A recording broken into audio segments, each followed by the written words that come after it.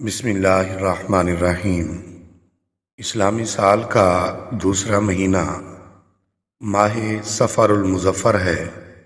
تاریخ اسلام میں اس مہینے کو ممتاز حیثیت حاصل ہے۔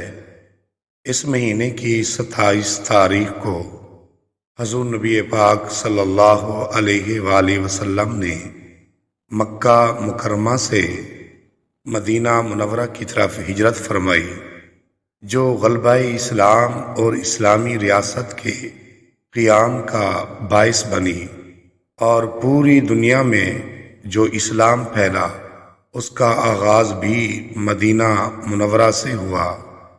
گویا پوری دنیا میں جو ظلمت چھائی ہوئی تھی اور ہر طرف خزاں تھی، اس کا خاتمہ اسلام کی روشنی اور بہار کے ذریعے مدینہ منورہ سے ہوا۔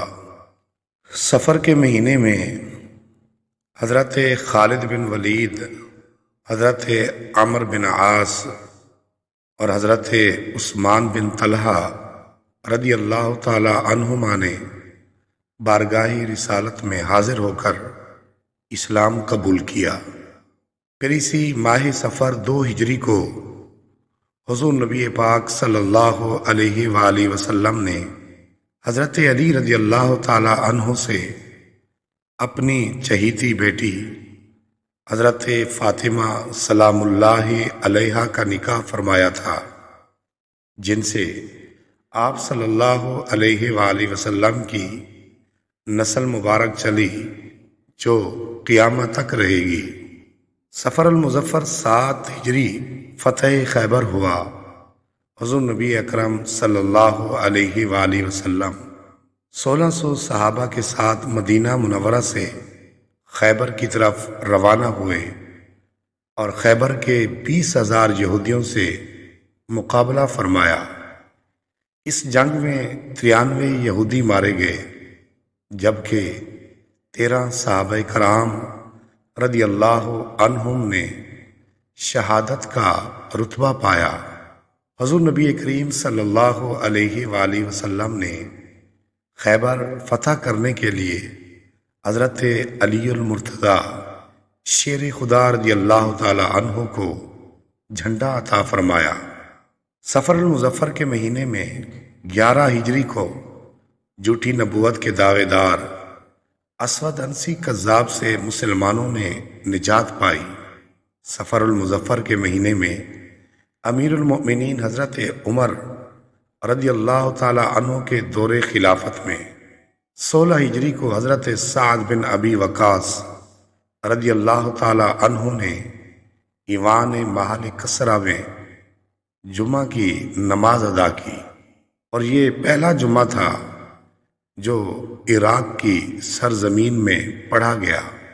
اسی ماہ صفر میں ایران فتح ہوا اور اسلامی سلطنت کو وسعت ملی، اور اسی مہینے میں عمر ثانی حضرت عمر بن عبدالعزیز خلیفہ وقت بنے اور اپنے 2.5 سالہ دور اقتدار میں عدل عمر رضی اللہ تعالیٰ عنہ کی یاد تازہ فرما دی۔ عام طور پر سفر کے ساتھ مظفر یعنی کامیابی یا خیر کا لفظ لگایا جاتا ہے۔